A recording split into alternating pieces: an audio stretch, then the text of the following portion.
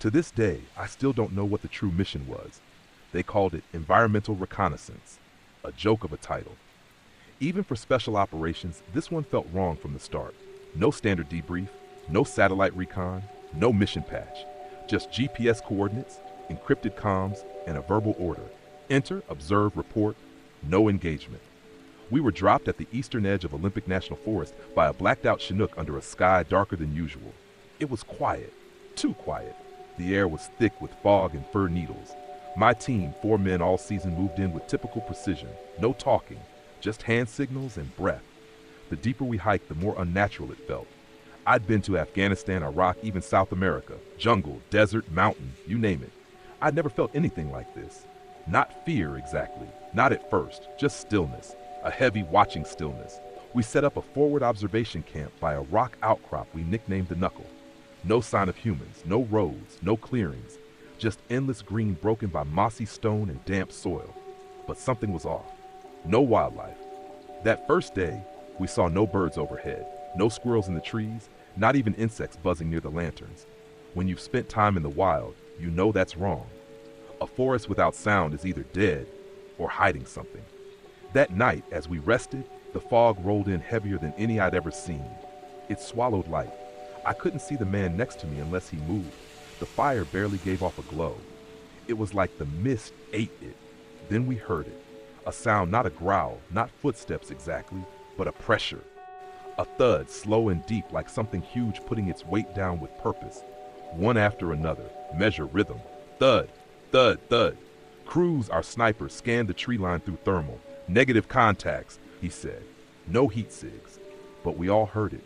Even through the gear, we felt it. Later that night, Monroe reported movement. Something circling the camp just outside our night vision range. He aimed his rifle, flicked the laser, and the red dot hit nothing. Trees, empty air, but the sound kept circling. We set watches. I took third shift. The fog never lifted. My scope picked up distortions, shapes that blinked in and out like tricks of the eye. One looked like a massive torso moving between trees. I blinked. It was gone. The next morning we found tracks. Not boot prints, not animal either. Barefoot, 5 toes, easily twice the length of a man's, deep into the moss and mud, spaced in long strides. They weren't fresh, but they weren't old either. We followed them for about half a mile before they just stopped. Not faded, not washed away, like something lifted off the ground. Could be a joke, Bishop said. But he didn't believe it. None of us did. On our second night, things got worse. The fog moved against the wind. Monroe said he saw eyeshine in the canopy, 8 feet high. I told him it was an owl, but we both knew it wasn't. At 200 hours, a rock the size of a melon flew into camp from the north ridge. No warning, no trajectory trace. It landed 5 feet from our fire. No one threw it. That was the first time we broke silence. Cruz muttered, "What kind of animal throws rocks?" I didn't answer, because I knew the answer. Only humans, or something human-like. That night, I didn't sleep. I sat against a tree with my weapon across my lap and eyes wide open. The thudding came again, closer this time. Sometimes I thought I heard breathing, low and guttural, like it was testing us. Then came the knocking. 3 hollow, powerful knocks, like fists against wood. Knock, knock, knock. Another survival truth I once read came back to me. If you hear knocking in the forest with no known source, leave. You're not alone. We didn't leave. Orders were orders. We were still under observe only.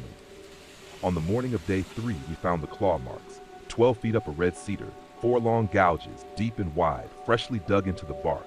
They weren't scratches, they were symbols, almost like runes. Jagged, deliberate. Cruz climbed up and ran his hand over them. "Not bear," he said. "These weren't made in panic, this was a message." But to whom? I radioed command. No response. Static. GPS failed shortly after. We weren't being hunted, not yet. We were being measured. By nightfall, Monroe vanished. One moment he was on patrol, next he was gone. No sound, no scuffle, just silence. His comms were left on the forest floor, still on, no blood. Just one word scratched into the dirt beside it. Hollow. Bishop said, "We need to fall back." Cruz agreed. But I hesitated. Because in my gut, I already knew we weren't just deep in the woods. We were inside something's territory. Something that didn't fear us. Something that waited. The moment Monroe vanished, everything shifted. The forest seemed to pull tighter around us, like it had taken a breath and was now holding it. Every pine needle, every tangle of moss, every shadow in the trees, alive, watching. We spent the first hour searching the immediate area. No sign, not a sound. I called for him through the open mic. No answer. His tracker, offline. Crews scanned for heat signatures, but it was like Monroe had been peeled off the earth. We'd lost soldiers before. It's a reality you harden yourself to. But this felt different. There was no sign of struggle, no mistake. Monroe had simply been removed. We packed camp. Screw the orders. The LZ was a 12-hour trek back east, and we had no intention of waiting for that fog to thicken again. Bishop had the rear, Crews on point. I kept the compass tight and the map tighter, but we didn't get far. Less than a mile from camp, we hit a section of forest that shouldn't have been there, a ravine, narrow, dark, filled with rotting timber, cut through the terrain like a scar. It hadn't been on the map. I knew this area. I'd memorized the topo sheets. This wasn't right. This wasn't here 2 days ago, Bishop said, his voice low. Crews knelt and pointed. Across the soft earth, giant footprints, same as before, descended into the ravine. Then came back out, overlapping, heavy, like whatever made them had gone down, then returned. We didn't follow. Another mile in, Bishop's radio started emitting faint rhythmic static, almost like breathing. He pulled off his headset, eyes wide. "That's Morse," he muttered, repeating the same thing. I listened close. Short, long, long. Long, short, short. Hollow, I whispered. It was the same word Monroe had scratched into the dirt. The woods pressed closer. That's the only way to describe it. We started noticing things. Deer bones strung in trees. Clumps of hair wedged between bark. Trees snapped in impossible ways, bent but not broken, like something huge had passed through and left behind warnings. We pushed on until nightfall. Then it happened again. Crews saw it first. We were setting camp, a tight triangle, low fire, rifles ready. Crews froze and pointed to the ridgeline above. A silhouette stood there, tall, too tall, 8 feet or more, unmoving, hunched at the shoulders, long arms. The moonlight barely outlined it, but we could all see it, just watching, not charging, not hiding.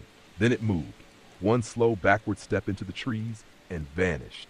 Bishop aimed, safety off. "Don't," I said, because deep down I understood we weren't being stalked in the normal sense. We were being observed, studied. It was a game, a ritual. That night, none of us slept. Crews started muttering during his watch. I found him squatting near the fire, drawing symbols in the dirt, the same marks we'd seen carved into the trees. "They're not letters," he whispered. "They're maps. This place, it's shaped like a nest." "Crews," I said, grabbing his shoulder. "Snap out of it." He blinked, looked up, and for a second I saw someone else in his eyes. Not confusion, resignation. "The fog has shape," he muttered. "Don't breathe when it's close." It was something Monroe had written in his field notes. I checked Cruz's canteen. Still full. No signs of exposure. But something had gotten into him. Not physically, but mentally. Like the forest was whispering things only he could hear. We moved out before sunrise. The trees seemed to lean closer now, branches too low, too twisted. The path we took should have brought us back to the ridge, but we arrived at a clearing we didn't recognize. There, in the center of that hollow, stood a massive cedar stump, burned black, but standing strong. And carved into it, with something sharp and purposeful, were rows of symbols, not random, deliberate, organized, ancient. Bishop circled it, his rifle up. "This is a shrine." Crews just nodded. "It's where they come through." I didn't ask what he meant. I didn't want to know. We set camp far from the stump in a dense patch of ferns and bramble. No fire this time, just cold rations and silence. At 3:47 a.m., Bishop went to relieve Crews for his watch. Crews was gone. No sound, no scream, just gone. But his boots remained, not tossed, not dropped, placed, sole to sole, laces tied, like someone or something had undressed him, piece by piece. I found blood on the back of his dog tags, not splattered, just a single print, a handprint, too big to be human. That's when I realized we weren't just facing some undiscovered primate. This wasn't Bigfoot like the stories told. This was something older, something intelligent. It had patterns, it had rules, and it had claimed us. By dawn, Bishop snapped. He walked into the trees without a word. I chased him for 20 minutes, calling his name until my voice cracked. Nothing, only the trees standing in rows like sentinels. Then I heard knocking. Knock, knock, knock. 3 times, echoing from different directions. It wasn't communication, it was coordination. That night, I was alone. No team, no trail, no exit. I slept with my rifle across my chest and my back to a tree. The fog never touched me, but it swirled in the distance, moving like a tide across the forest floor. And in it, I saw them. 3 figures. Tall, broad, covered in matted hair. But their eyes, those weren't animal eyes, they glowed amber. And they didn't blink. They just stood at the edge of the fog, watching, waiting, like they were giving me a chance, a test. I passed by doing nothing, by not moving, by not breathing. When dawn finally came, the fog thinned. The figures were gone. But in the soil around me, 3 fresh footprints circled my sleeping body. One beside my pack, another near my head, and one by the fire pit that had never been lit. They could have taken me, but they didn't. Why? In deep forest environments, sound carries differently. A distant noise may seem closer, or closer may seem far. If you hear knocking or repeated thuds in the woods and no known sources nearby, leave. It's either territorial signaling, or worse.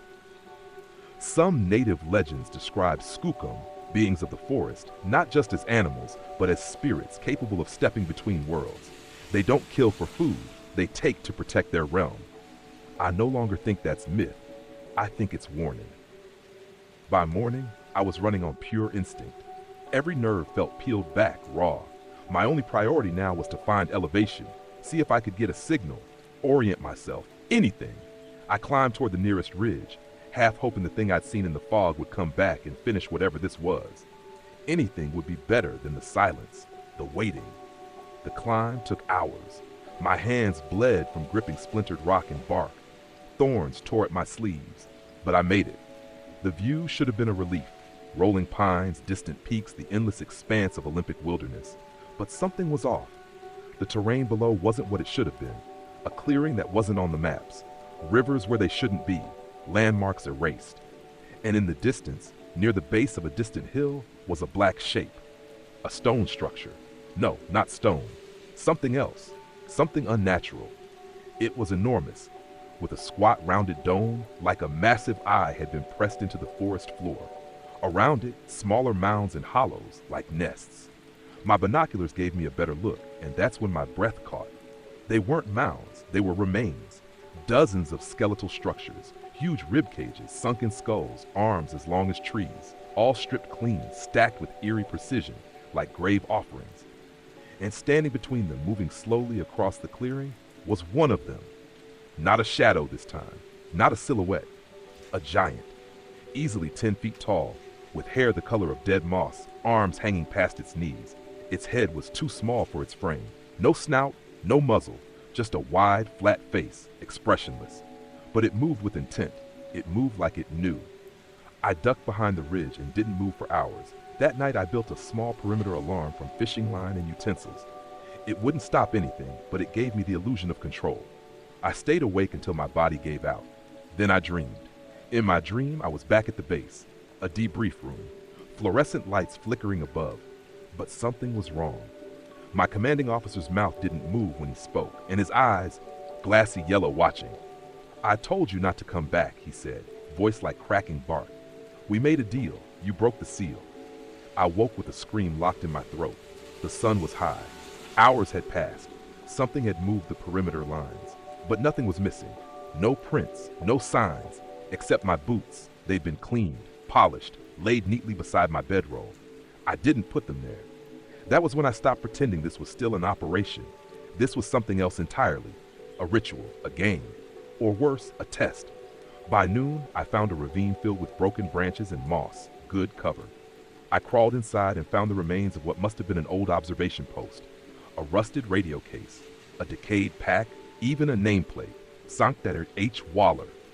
Waller was on a classified mission here in '97. Official story, missing in action. I remember the rumors, how his whole squad disappeared without a trace. Inside his pack, I found something more useful than maps or gear. A journal, half mad, half brilliant, pages scrawled with phrases like, "They mark those who trespass. The fog chooses. It only takes one night to forget who you are. 3 knocks equals warning. 4, invitation. They mimic your friends. Don't follow the voices." The last entry simply said, I thought I could survive this. I was wrong. They remember everything. I carried the journal with me after that. It didn't matter if it was madness. It made more sense than anything else. That night, I heard the voices. First, it was Monroe. "Commander," he whispered, "I'm down by the ridge, injured, need help." But I knew it wasn't him. The voice had no breath, no tremble, just perfect mimicry. Then Cruz, "We found something, sir, something big." Then Bishop, "Don't leave us, you can't leave us." I stayed still, rifle across my lap, eyes shut, and then came the knock. Knock, knock, knock, knock. 4 knocks, not from outside the ravine, but from inside. I aimed into the dark. Nothing, just the smell, wet moss, rotting leaves, and something else. Old blood. I held still until the sound of breathing faded. Not mine. Theirs. Deep, slow, patient. Whatever these things were, they didn't behave like predators. They weren't hunting for food. They were testing boundaries, waiting for mistakes. And I was running out of strength. At dawn, I made my way back to that clearing with the skeletal structures. I had to know. I crawled the last few yards on my belly. There, standing in the center, were 3 giants. Not one. 3. Each slightly different. One broader, one taller, one with twisted scars across his chest. And between them, on a stake made from a pine trunk, was Bishop's helmet. Inside it were his dog tags. Arranged in a circle, a symbol, like an offering. One of the giants looked directly at me, and it nodded. I didn't run. I didn't scream. I just lay there, heart stammering, while it turned and vanished into the tree line. That night, I made a decision. I would walk straight east. No detours, no waiting, no hiding. I wouldn't play their game anymore. The hike took 2 days. I ate bark, drank filtered rainwater, slept only in short bursts. No fires. And finally, a fence. Rusted chain lined with motion sensors. I crossed it, and the forest let me go. The extraction point was a ranger station long since decommissioned, but they'd left behind a panic radio. I called in a distress signal. They found me 18 hours later, alone, ragged, silent. I told them the bare minimum. Team lost, no hostiles visible, possible environmental hazard. Coordinates compromised. They didn't press for more. They never do, because I think they already knew. In a forest, when wildlife goes completely silent, it often means a large predator is nearby. But if everything is silent for hours, even insects, it may indicate an environmental anomaly, or worse, that something non-animal is near. Some Algonquin and Pacific Northwest tribes believe in forest judges, beings not of this world, who test the worthiness of humans entering sacred wilderness. Fail the test, and you're never seen again. That's exactly what we were. Test subjects, or sacrifices. I don't remember much of how I got out. There are fragments, slippery, inconsistent, like memories from a fever dream. The sound of my boots slapping against wet leaves, the glow of my cracked watch in the dark, my own breathing, hoarse and frantic, echoing through a forest that had become utterly alien. No more radio, no more map, just the vague instinct that if I kept heading downhill, I'd find water. And if I found water, maybe, just maybe, I'd find a way out. I followed the stream, half crawling, half falling, until my knees bled and my legs felt like they were dragging someone else's weight. And maybe they were. I had the sensation over and over again that something was behind me. Not chasing, just walking in step, invisible, massive, breathing when I breathed, stopping when I stopped. At some point, I passed out beside a log and woke up with frost on my eyelashes and a large curved handprint in the dirt near my face. 5 thick fingers, deeply embedded, pointing toward me. It hadn't hurt me, just stood there, watching. I stumbled into a ranger station on the eastern boundary of the forest 3 days later, malnourished, dehydrated. I must have looked insane, mud-caked, scratched, talking nonsense. They flew me to a secure base within 24 hours. What followed was not a rescue, it was a burial. Not of my body, but of the truth. They didn't question me much, just enough to confirm I'd made it out. They told me there was no record of a mission in that region, no missing persons report for Monroe, Cruz, or Bishop. They even suggested those names didn't exist in the personnel system. And they looked me in the eye when they said it, like they truly believed it. I started to doubt myself, but then the dreams came. Every night, the same fog, the same ridge, the same sound, a rhythmic, wet knock on old wood. 4 beats, always 4. I'd wake up gasping, lungs filled with cold air. And that same smell, moss, bark, and something faintly metallic like rusted iron. I tried to piece together a timeline, but everything before the mission was starting to blur. My journals were missing entries. Digital logs I'd kept were corrupted. My equipment had been lost in retrieval. I couldn't even prove I had ever been deployed. What I did find, hidden in the sole of my boot, was a strip of cloth, torn, faded, with a symbol drawn in thick charcoal, 3 peaks inside a circle, the same one we'd found on the trees, the same one carved into the rock. It was real. Something about the forest had rewritten reality around us. I started noticing other anomalies. My fingerprints didn't match on one of the old mission files. My ID badge stopped working at certain gates. One night, I went to the cafeteria, and the guy behind the counter looked up and said, "I thought you died up there." He laughed it off when I pressed him, said he was just joking, but he didn't look like he was joking. Then there was the woman, black suit clipboard, who stopped me in the hallway and asked, "Do you hear knocking at night?" I blinked. "Excuse me?" She frowned and shook her head. "Wrong subject. Never mind. Wrong subject. What if we weren't the first? What if the organization had been running versions of this mission for years, quietly deleting the results? What if those who came back weren't really coming back alone?" The more I tried to dig, the more resistance I met. I was transferred twice in a month, given quiet desk work, psychological evaluations. They wanted me away from the field, away from anything alive, because the forest still had me, not physically, mentally. I couldn't concentrate. I'd black out for seconds, sometimes minutes. Once I came to in the parking lot, keys in hand, with no memory of leaving my office. Another time, I woke up in the woods behind the base, barefoot, freezing, with moss between my fingers. That's when I knew. It never ended. It wasn't a mission. It was a threshold. We'd crossed into something not meant for us. A boundary guarded by beings that existed outside human timelines. The giants were not beasts. They were sentinels, biological keys in a much older lock. They hadn't tried to kill us. They had marked us. I started finding the mark everywhere. In condensation on mirrors, in the frost patterns on my window. Once, in the foam of my morning coffee, 3 peaks perfectly formed inside a pale circle.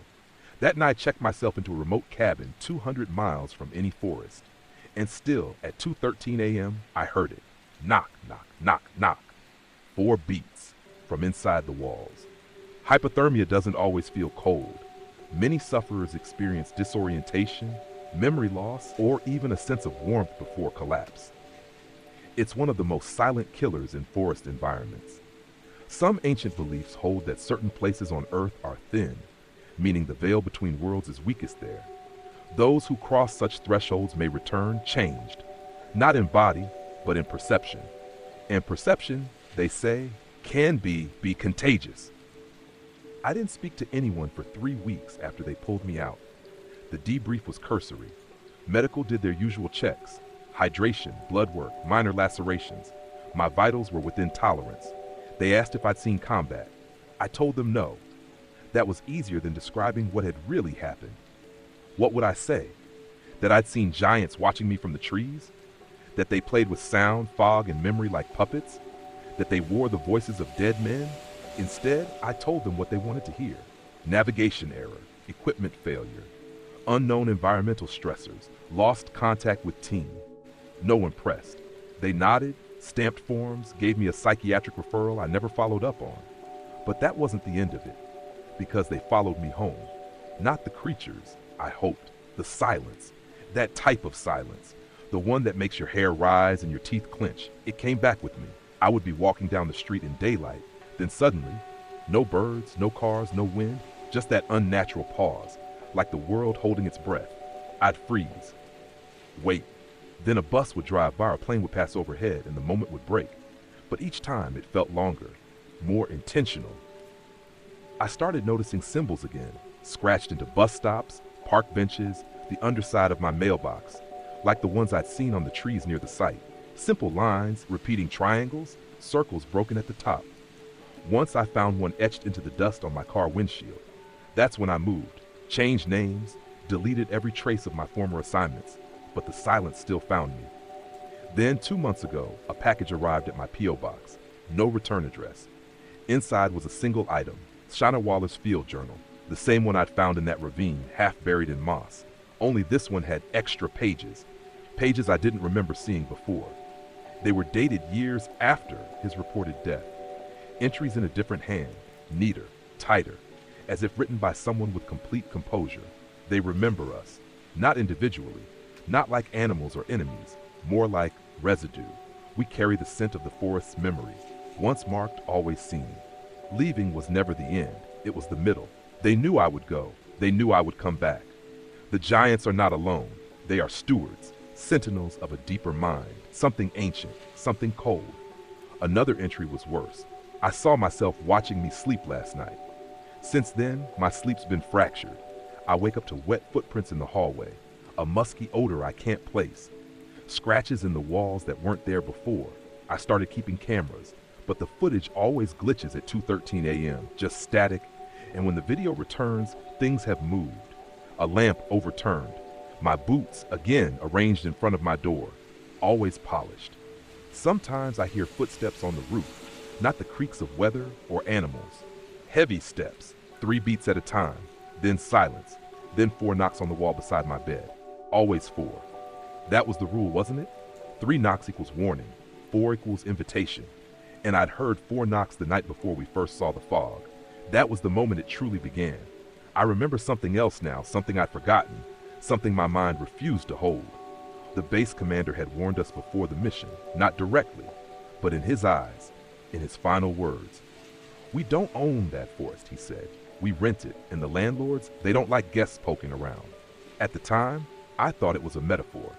Now I know better. The forest was never just trees, never just nature. It was ancient architecture, a cathedral of forgotten agreements and territorial rights. And we broke them. We entered uninvited. We left marked. Even now, I sometimes see shapes in the distance, between buildings, across dark roads, or behind tall hedges, just for a moment, motionless, watching. Sometimes I smell damp soil in my apartment. I find bits of moss under my sink, a single pine needle in my shoe. And every so often, I feel my memories shift, not disappear, but change. Places look unfamiliar. Conversations I swear I never had, or worse, conversations I clearly remember that no one else recalls. I called Monroe's family. They said he died in a training accident years ago. Cruz? There's no record of him at all. Bishop's service file says he was discharged medically before the operation. It's like the mission never happened, or like I'm the only one left who remembers it. Which leads me to the hardest question. Did I even leave the forest? What if all of this, my home, my new identity, this afterward, is just part of it? A mental trap, a constructed pocket of reality, one that only feels like escape? Sometimes I walk to the edge of town, where the trees start again. I swear I see that same ridge, that same clearing, and far, far away, barely visible through the canopy, a massive dome, half buried in shadow. They let me think I left, but I don't think I ever did.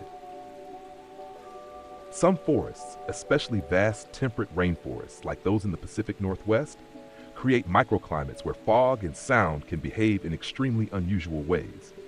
Sudden pockets of echo or silence can disorient even seasoned experts. Certain First Nations legends speak of forest watchers, entities that choose when someone may enter or leave the deep woods. If you anger them, they may let you return, but you won't return alone. Word count, final reflection. To this day, I still don't know what that sound really was. The 4 knocks, the low growl in the fog, the whisper that wore my teammate's voice like a mask. Even now, years removed, the memory feels more like a fever dream than a debriefed operation. But I know it happened. I know what I saw, and I know what followed me out. Sometimes horror doesn't chase you, it waits. In a world that prides itself on science, maps, and satellite images, we forget how little of it we truly control. There are places the GPS doesn't dare name. Places where the lines between body and mind, forest and myth, begin to blur. Where sounds repeat too perfectly, and trees seem to remember footsteps. And sometimes those places remember you. I don't share this story for thrill or curiosity. I share it because there's a pattern, a pulse beneath the ground, a story passed through dreams and warnings scratched on bark. Somewhere out there, the giants still walk, not just flesh and bone, but as pieces of something older, something watching us with silent calculation. If you ever find yourself alone in the deep forest, no birdsong, no insects, not even your own heartbeat, don't run, don't scream, and whatever you do, don't answer the fourth knock. Turn around, leave nothing behind, and if it's already too late, be quiet. They're listening, and they never forget. End of story. Good night. To this day, I still remember the way the fog clung to the tree trunks like something alive. Not just morning mist, but something heavier, thicker, as if the forest wanted to keep secrets under its breath. The trip was supposed to be a reset. After the breakup with Rachel, after the burnout at work, I needed space, quiet, solitude, the kind you can only find under a canopy of evergreens that seem to go on forever. Olympic National Forest had been on my list for years. Towering spruce, deep moss-carpeted trails, and pockets of silence so complete they felt almost sacred. I rented a small Class B RV, packed light, and headed northwest. The drive-in was smooth, paved roads giving way to gravel, then dirt. I passed a few ranger stations, even a group of teenagers on ATVs near the Quinault area. But by the time I reached the clearing, I'd scouted on a satellite map, a flat spot near a river bend flanked by ridges. I was alone. It was perfect, isolated, peaceful, or so I thought. The first night passed quietly. I made a small fire using the built-in pit, let Murphy, my golden retriever, run around a bit, then settled in with a book and some instant coffee. I listened to the soft creaks of the forest, owls, the occasional rustle of a distant animal. It was exactly what I needed. It wasn't until the second night that things began to shift. I was inside the RV, lying on the bed, half listening to a podcast through one earbud when Murphy suddenly stood up from his spot on the rug. He growled, low, sharp, continuous. His hackles stood straight. I paused the audio. The growling didn't stop. I turned off the lights. Darkness closed in around us, the kind that comes with deep forest nights, thick, complete. I listened. At first, I thought I heard wind through the branches, but then it came again. Thump. Then a slow, deliberate crunch of twigs breaking. Something was moving outside the RV. Something heavy. Too heavy to be a deer, too rhythmic to be a bear. Then came the breathing. Long, slow exhales just beyond the wall. And then brushing, like fingers dragging along metal. I held my breath. Murphy whimpered, ears pinned back. The next morning I tried to reason it away. Maybe an elk had wandered close. Maybe the wind had shifted and played tricks. I examined the ground around the RV, nothing out of place at first, until I saw the window. There was a smear, a handprint, but it wasn't my hand. It was too wide, too long, and instead of fingerprints, it looked like the surface had been pressed with leathery pads, like the palm of an ape. Except it was higher than I could reach without standing on a box. I stared at it for a long time. By noon, I convinced myself again that it had to be a distorted smudge from my own hand while cleaning. I took Murphy for a walk along the ridge trail, trying to shake the creeping feeling. That's when I saw the totem. It was hanging from a tree branch just off the trail, twine twisted around bones and sticks, forming a crude figure. Feathers, hair, maybe even moss woven in. It swayed, though there was no wind. I didn't touch it. I didn't even get close. I just took Murphy and went back to camp. That night, I couldn't sleep. The forest was dead silent. Not a cricket, not a hoot. Even Murphy seemed unsure, shifting and sniffing the corners of the RV. At some point past midnight, I dozed off until I was woken by a deep thump on the roof. Something had landed up there, then a scraping sound. A slow, dragging movement above me. I didn't move. I didn't breathe. I reached for my phone. No signal. The weight shifted. The RV creaked slightly. And then it was gone. I stayed awake until dawn. Every muscle in my body knotted tight. When I finally dared to go outside, the only thing I found were long scuff marks on the roof and a clump of dark, coarse hair caught in the rear air vent. I still have that hair, sealed in a plastic bag. That morning, I told myself I'd leave, but I didn't. Maybe I didn't want to seem like I was overreacting. Maybe it was pride. Maybe it was stupidity. Either way, I stayed. There's a survival rule I once read. If the forest goes silent, it's not resting. It's warning you. I knew that, and I ignored it, because there was something else I believed too, something I'd heard whispered in ranger stations and online forums, that if Bigfoot really exists, it's not just an animal. It's a guardian of some kind, territorial, sentient. And when it shows itself, it's not by accident. I decided to take a walk that afternoon to clear my head. The trail near the river was steep in some places, but manageable, and Murphy needed to stretch his legs. The deeper I went, the stranger everything felt. I've hiked alone in many national parks, and usually there's a rhythm to the forest, a balance.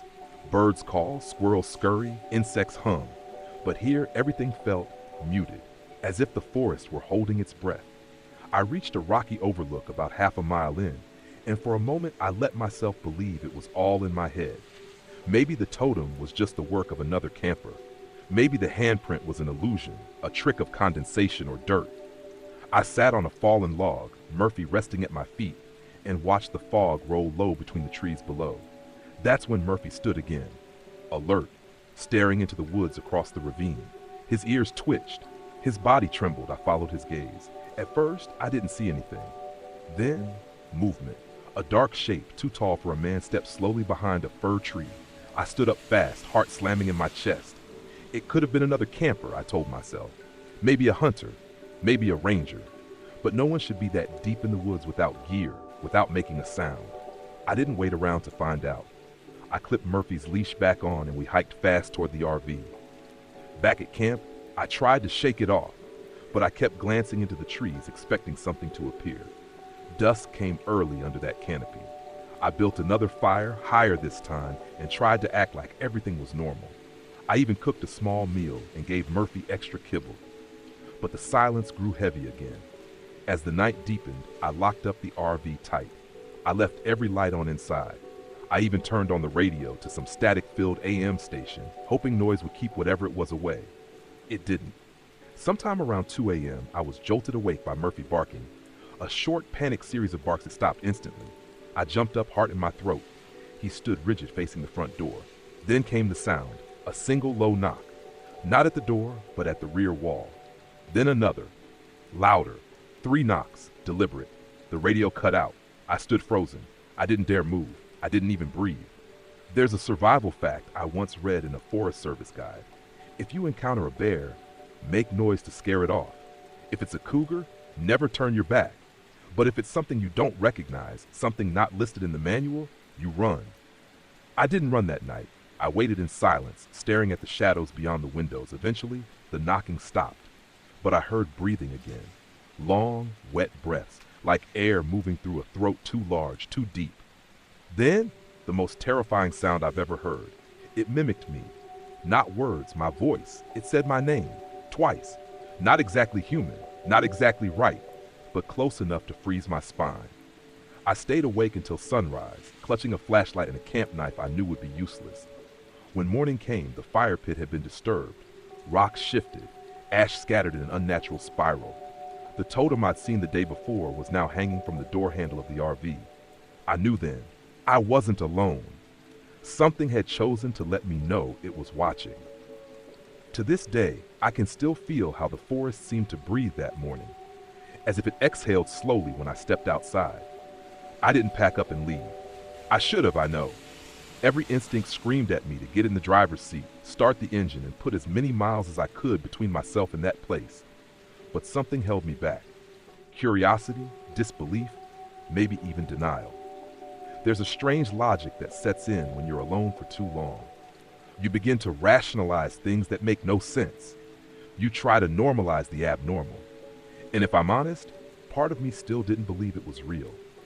I told myself it had to be a person, a sick prank, a hunter with too much time on his hands. Maybe even someone who'd seen my RV and decided to scare me off the land.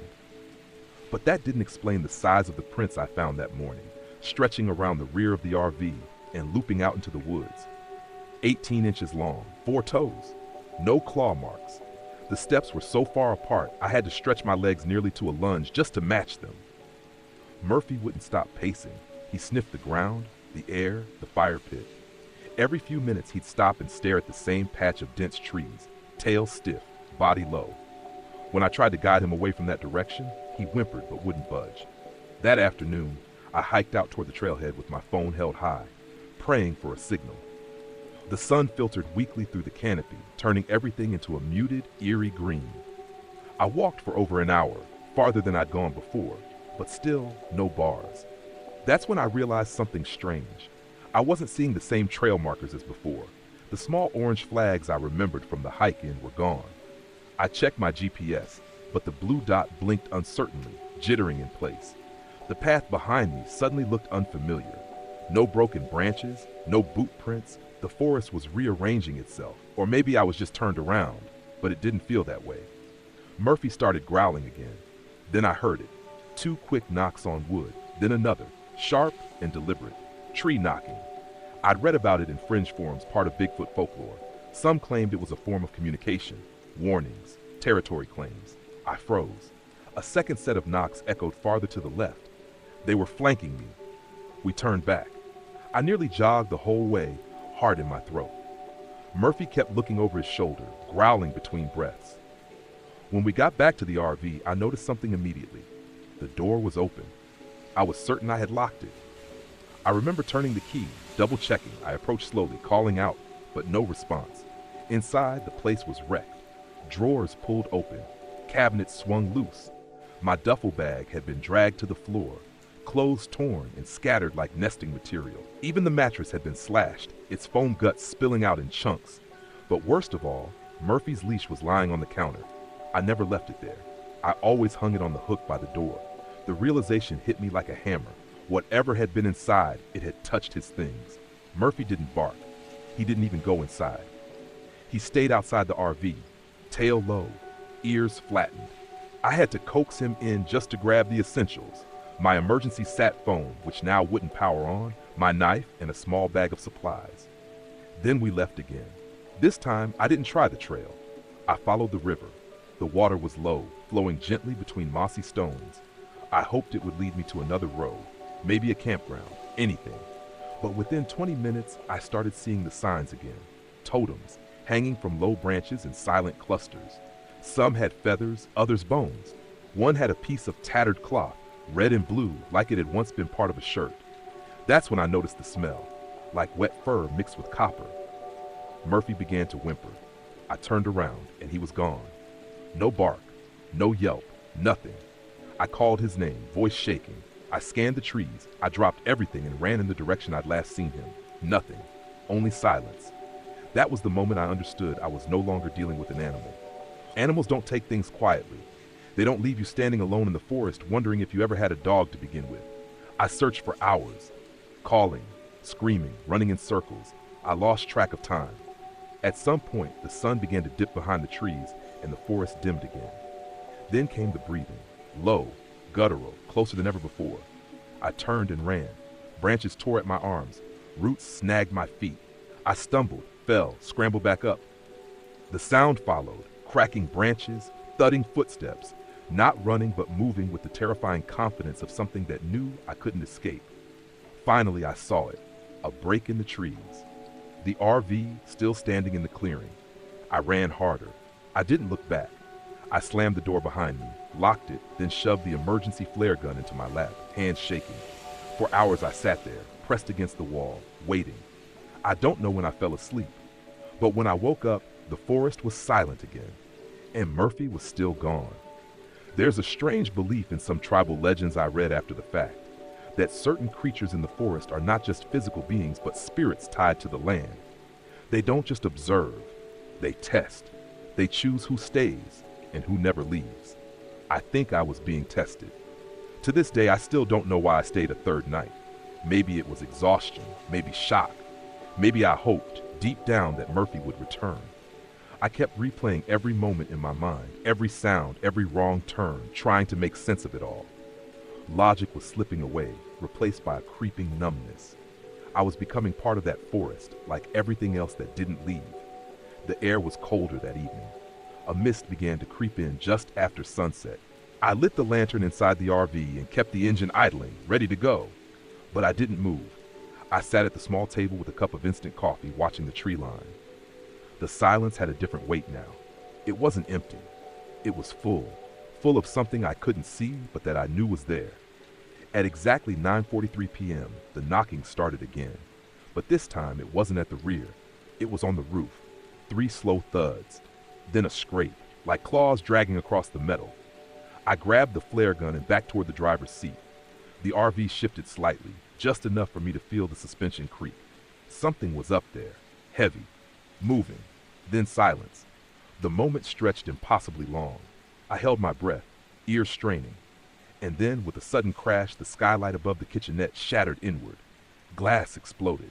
A massive dark arm shot through, thick as a tree limb, covered in shaggy black hair. I fired the flare gun without thinking.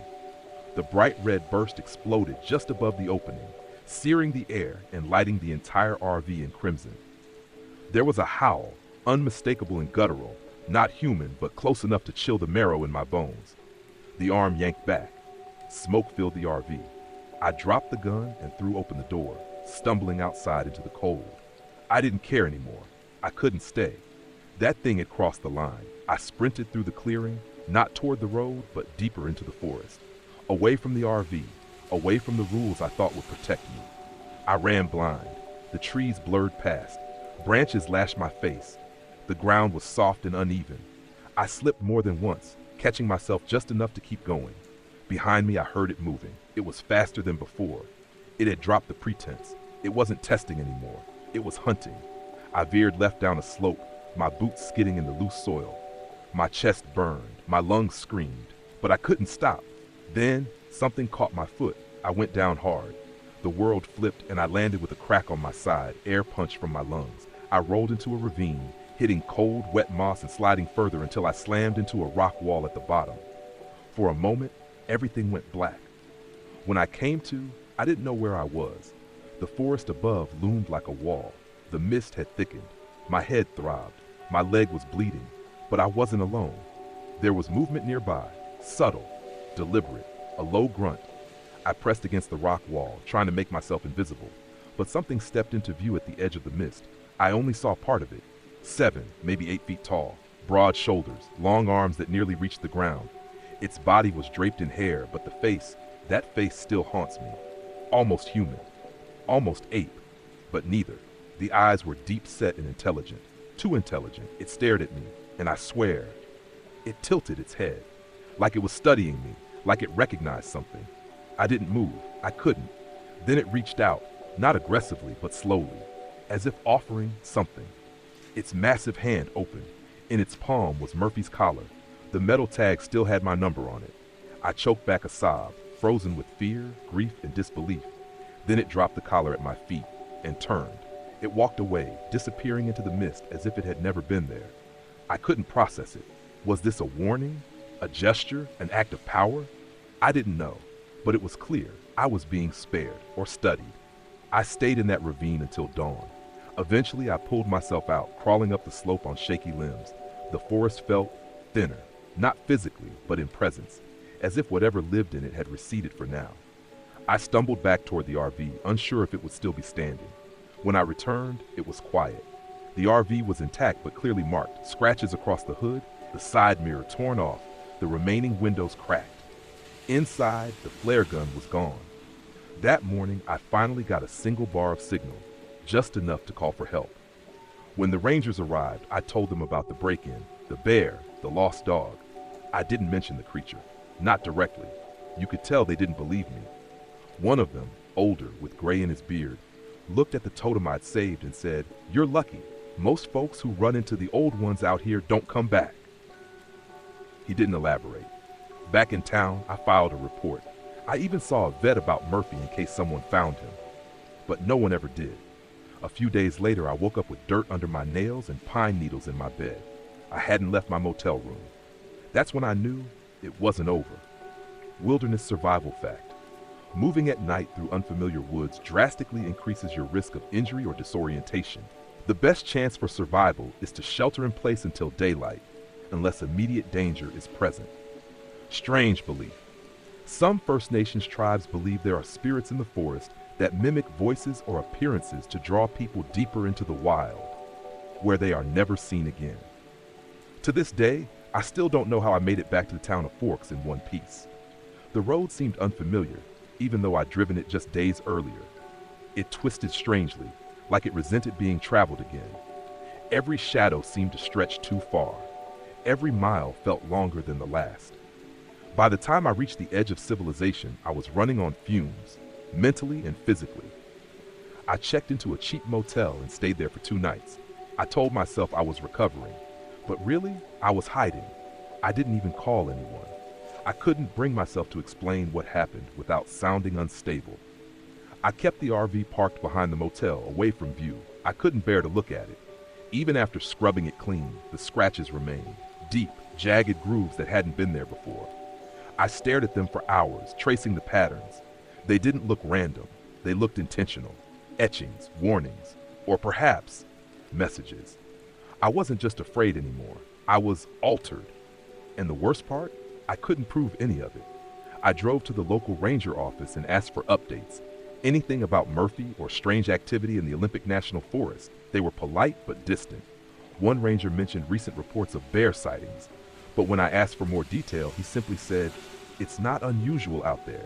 That forest does things to people." No posters, no media alerts. It was as if nothing had happened. I returned to the motel and sat in silence. That's when I noticed something strange. On the floor near the base of the bed, muddy footprints, dog prints, Murphy's. The size, the spacing, they were his. But the door had been locked all night. I was sure of it. I started having dreams again. But they weren't really dreams. They were fragments of that night, visions that returned in strange flashes. Sometimes I was back in the clearing, unable to move, surrounded by totems swinging silently in the wind. Other times I saw the creature's eyes in the dark, not blinking, just watching. And once I dreamt that I was the one standing at the edge of the clearing, looking down at someone else's RV, breathing heavily. Then came the symptoms. My sense of direction began to fail. I'd get lost in familiar neighborhoods. I once drove 3 hours in the wrong direction without realizing it. My appetite vanished. My skin turned unusually pale. Worst of all, I began to hear knocking, always in threes, sometimes on the wall behind my bed, sometimes from the inside of the RV at night. I had to get out. I left Washington and headed south along the coast. I figured the further I got from Olympic, the better. But it didn't help. I began noticing patterns. In each new place I stopped, I'd find the same shapes carved into trees. Totems hung from wires in the woods. A few times, I thought I saw something in the distance, a shape that ducked just out of sight the moment I looked. Eventually, I parked the RV for good and rented a small apartment in Nevada. I thought the desert would be safer, but one morning, just as the sun came up, I saw something strange written in the dust on my windshield. Still watching. That same day, a neighbor mentioned they'd seen a large bear-like thing walking upright near the edge of the property line the night before. I laughed nervously, brushing it off. But inside, I was spiraling. I went online, deep into forums dedicated to Bigfoot encounters, real ones, not the jokey stuff. I started finding stories that echoed mine. People described the same knocking, the same vanishing pets, the same disorientation and silence in the woods. Some claimed that after the encounter, they were never the same, that they were marked. There's a theory floating in those circles that certain people aren't just victims of Bigfoot encounters. They're selected. Not harmed, not killed, but studied. And once selected, they're never really free. That idea stuck with me, especially when I started losing time. A few hours here and there. Nothing major at first. I'd chalk it up to exhaustion. But then I'd wake up in strange places. One morning, I found myself standing barefoot outside my apartment, facing the woods, holding Murphy's old leash. Another time, I woke up with dirt caked under my fingernails again. I hadn't left the house in days. The worst episode happened 2 weeks ago. I came to in the RV. I don't even know how I got back in it. I hadn't driven it in months. But there I was, sitting at the same table in the same forest clearing with the exact same cup of coffee in front of me. Cold, stale, but full.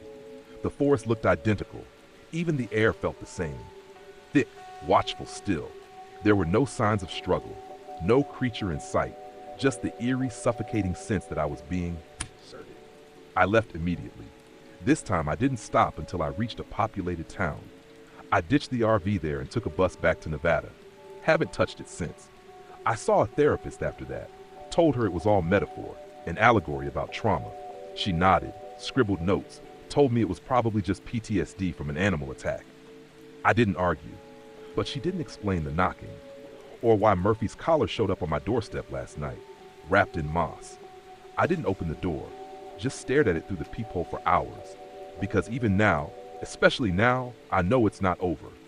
I once read that wilderness doesn't just hide things, it remembers them. Tracks vanish, but impressions remain.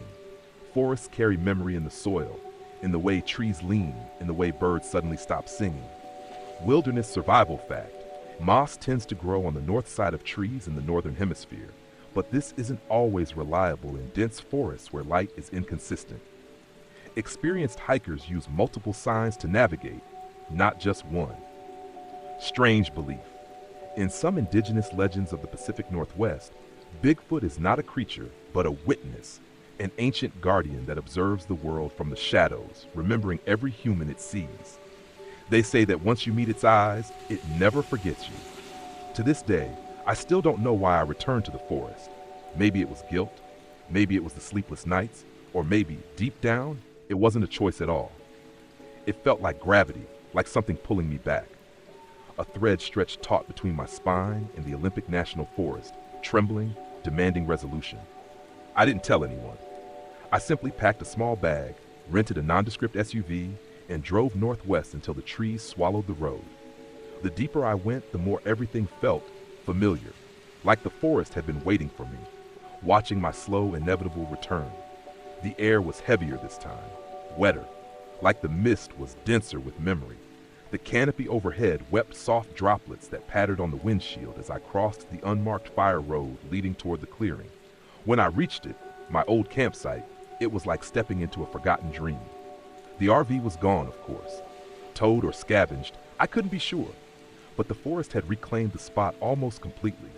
Moss crawled over the outlines of old tire tracks. Ferns pushed up where my fire pit had been. The silence was thick, timeless. But there, hanging from a low-hanging cedar branch, was something unmistakable, a totem, not like the ones before. This one was different. It bore a crude figure, but this time the face was mine. The carving was unmistakable. My nose, my eyes, even the curve of a scar on my chin I got as a kid. Whoever, or whatever, had made it had been watching closely, remembering. That's when I felt the cold rush of breath on my neck. I turned, slowly. Nothing, but the air had changed. It was warmer now, full of the scent of pine and wet earth, and something else, something musky, ancient, animal. I walked deeper into the trees, each step quieter than the last. My body moved without instruction, guided by instinct more than intent. It wasn't until I found the ring of stones that I stopped. 12 flat rocks in a perfect circle, each one painted with a different mark, symbols I didn't recognize, yet somehow understood. I knelt in the center, unable to resist the compulsion. It wasn't hypnosis, it was familiarity. This had happened before. Maybe not in this life, but before. The forest accepted me. The wind stilled.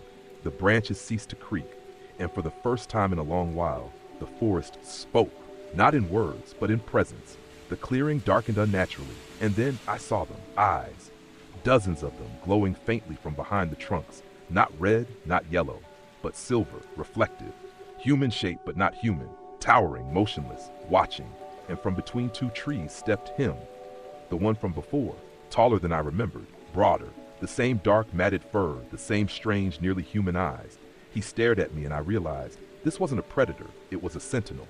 He reached down and lifted something from the forest floor, a bundle wrapped in hide. When he opened it, I felt my breath leave me. Murphy, or what was left of him, bones, cleaned and arranged with care, his collar polished, a tuft of fur, a memorial. The creature stepped forward holding the bundle out. I didn't understand at first, but as he placed it at my feet and stepped back, something clicked. He wasn't returning Murphy. He was giving me permission to grieve. I knelt, trembling, and bowed my head. In that moment, everything made sense. These creatures, whatever they were, weren't monsters. They were custodians, witnesses, guardians of something older than language, older than us. They didn't kill indiscriminately. They selected, they remembered, and I had been remembered. The totems, the dreams, the missing time. They weren't attacks, they were invitations. I stood, my legs shaky, and looked up. The creature hadn't moved. The others were still watching. I didn't feel afraid anymore. I felt seen, as if I had been pulled from the noise of the world to stand in a place where truth still mattered. But truth has weight. Before I left, the creature reached up and touched my forehead with one massive finger, a gentle press, like a parent blessing a child. Then he turned and vanished into the woods. The others followed. No sound, no footsteps, just the wind returning, brushing the leaves in slow applause. I carried Murphy's remains back to my vehicle. I buried them at the edge of the forest, beneath a wide spruce that hadn't yet grown crooked. I placed his leash around the trunk and whispered a thank you to the trees. And then I left.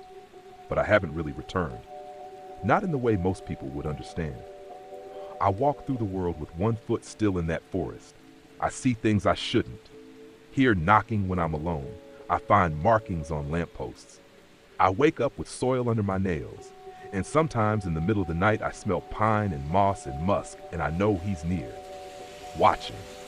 Not haunting, just remembering. There's a belief held by some fringe biologists and folklore researchers that Bigfoot is not a cryptid at all, but an evolutionary memory, a manifestation of ancestral fear encoded in our very DNA, a guardian left behind when the world moved on too fast.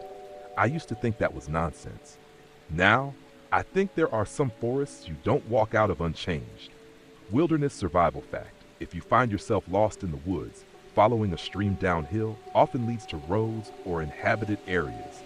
Water sources attract both humans and wildlife, and sometimes other things. Strange belief: in northern Cascadian folklore, it's said that those who survive a close encounter with the shadow walker are never truly alone again. They carry a mark no human eye can see, and in moments of danger, the forest itself will rise to protect them.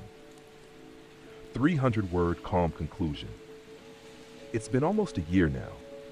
I moved inland, far from the tree lines, and live a quiet life in a small town with long horizons and very few trees. Most days, I pretend none of it happened, that it was just a breakdown, a hallucination caused by grief. But some nights, I wake up before dawn with the wind whispering through the open window. The room smells like cedar, and for a second, I swear I see that same silver gaze watching from the edge of my memory. I've made peace with what I saw. I don't chase explanations anymore. There are some truths we aren't meant to fully grasp, only to carry. Every year on the day I left the forest, I light a candle and place Murphy's tag beside it. Not as a memorial, as a reminder that the world is larger than we admit, that there are beings older than maps, guardians of silence, watchers in the dark. And maybe, just maybe, not all monsters are meant to be feared. Some are meant to be remembered. So if you ever find yourself deep in a forest and the air turns still and the birds go silent and you hear a knock, not near but from somewhere beneath the soil, don't run. Listen, because sometimes the wild remembers us too, and sometimes it whispers back. To this day, I still don't know what made me ignore the signs and keep hiking deeper into those woods. Maybe I was chasing silence. Maybe I just wanted to feel like something still belonged to the wild. After years working in an office that felt more like a padded box, I craved something real, something that breathed on its own. That's why I went into the Bitterroot Mountains alone. I told people it was a 2-week backpacking trip. Just me, a tent, and a lot of freeze-dried food. No cell service, no GPS, just topographic maps and a compass like old times. Most folks smiled politely, nodded, and never thought twice. Only one friend, Tim, gave me a weird look. "You going up near Twin Eagles Ridge?" he asked. I told him yeah, eventually. He hesitated, then muttered something about old stories. How he knew a guy whose uncle never came back from a hunting trip up there. I laughed it off, told him I'd be fine. I'd done harder trails before. I'd handled grizzlies, storms, even a rockfall once. But nothing prepares you for something that isn't supposed to exist. The first few days were perfect. Brisk mornings, frost on the edges of the pine needles, and the kind of quiet that soaks into your bones. I set up camp near a ridgeline with a great view of the valley. No signs of people, just elk, a couple marmots, and the distant calls of owls at night. But by day 4, the forest changed. The quiet stopped being peaceful. It started feeling watched. That morning, I found the first tree, snapped clean in half about 8 feet off the ground. Not cut, not broken by wind, just snapped like a toothpick and angled across the trail as if placed. I stared at it for a while. It wasn't a deadfall. It wasn't rot. It looked fresh. I told myself it was a freak windstorm, maybe lightning. I stepped around it. That night, the owls were silent. No animal sounds at all, not even the rustle of squirrels. I lay in my tent, flashlight off, listening to the oppressive stillness. When a forest goes that quiet, it's not empty. It's hiding. Then I heard it. A knock. A single, sharp crack like a branch hitting a tree. Far off. Then another. Closer. 3 knocks. Silence. Then 3 again. At the time, I convinced myself it was trees shifting in the cold. Timber settling. But in my gut, I knew better. Trees don't knock in patterns. I didn't sleep much that night. By morning, my firewood pile was scattered, like something had stomped through it. Nothing was stolen. No animal prints. Just the pile, kicked apart like someone wanted to let me know they'd been there. That's when I should have turned back. But I didn't. Wilderness survival fact. Silence in the wilderness is often a warning. Most prey animals will stop making noise when they detect a predator. If you notice everything go quiet at once, something is nearby. And it might not be you. Strange belief. Among the Salish people native to the Pacific Northwest, there are tales of the Chimekwes, a shadow being that walks between worlds. It is said to mimic the voice of its prey to lure them deeper into the woods. By the 6th day, I was deeper into the wilderness than I'd ever been. No trails, no markers, just me and the compass. That evening, I set up camp in a narrow valley near a small river. I hadn't seen another human for nearly a week. That's when the echo started. At first, I thought it was my own voice bouncing back. I'd call out, test the echo off the cliffs. But sometimes, the echo answered before I spoke. I'd mumble something, then hear a whisper, low, close, behind me. I checked the trees. Nothing. That night, as I boiled water for dinner, I heard someone something call my name. Not loudly, just a whisper from deep in the trees. Evan. I froze. The air was thin, cold. Evan. Same voice, like my own, only drawn out and hollow. I didn't move for what felt like an hour. Eventually, I zipped up the tent and waited for dawn. I didn't sleep that night. I barely even blinked. I kept the knife I used for cutting paracord clenched in my hand beneath the sleeping bag, every muscle stiff, every breath shallow. I thought about the voice, the way it sounded just like mine. Not like a recording, but like someone inside me had spoken aloud without my permission. It wasn't a hallucination. It was too clear, too timed, too aware. At dawn, I emerged from the tent. The ground was undisturbed. No footprints, no broken twigs, no obvious signs of anything unusual, except for a smooth round stone that hadn't been there the day before. It was sitting exactly at the threshold of my tent like a gift or a warning. I picked it up and turned it over in my hand. Perfectly round, cold, smooth as river glass. But this wasn't river rock terrain. I was too high in elevation. The nearest fast-flowing stream was 2 ridges over, and the rock was wet. I set it down carefully and packed up camp in record time. By midday, I moved deeper into the range, following a ridgeline that overlooked the same valley I had camped near on day 4. There was still no signal, no voices on the radio, no planes overhead, just cloud cover and wind in the trees. Then I started noticing the structures, not buildings, arrangements, trees bent into arches, twigs stacked in triangles, stones placed in concentric circles. At first glance, they looked like the kind of shelters kids might build, but they were wrong. Too tall, too deliberately made. And some of them were fresh, with bark still moist from the sap, or pine needles still green and unbrowned. As the afternoon faded, I reached a clearing with a crude fire pit, charred logs, recent ash, but no one was there. What disturbed me was the stick structure placed near the pit, 5 vertical sticks, all stripped of bark, tied at the top like a teepee, with bones dangling from the twine. Rabbit bones, possibly.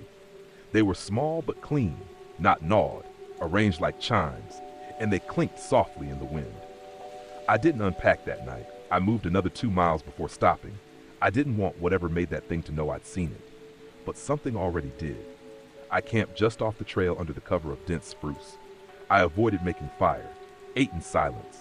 The forest around me whispered, creaked, groaned. The wind moved strangely, like it avoided me. The pine needles didn't sway the same way the branches above did. The air was cold, still, intentional. That night, the whisper came again. Only this time, it wasn't my name. It was my voice. Repeating something I'd said 2 days earlier when I stubbed my toe and cursed under my breath. The exact words, the exact tone, whispered back to me from just behind the trees. And then, silence. It was the most horrible kind of silence, the kind that makes you realize you're not alone. that something is right there, not breathing, not moving, just listening. In the distance, I heard a crack, then another. 3 sharp knocks. I stayed in the tent, heart hammering. Then, a laugh. Short, ragged, guttural. It wasn't mine. It wasn't human. Just enough to be familiar, but with something wrong in the rhythm. I pulled out my emergency flare gun. I didn't fire it, but I held it all night, finger tight on the trigger. If something tried to unzip the tent, I'd blind it, maybe even burn it. At some point, I passed out from exhaustion. When I woke at dawn, the tent flap was unzipped, only halfway, about 8 inches, but I always zip it closed to the bottom, always.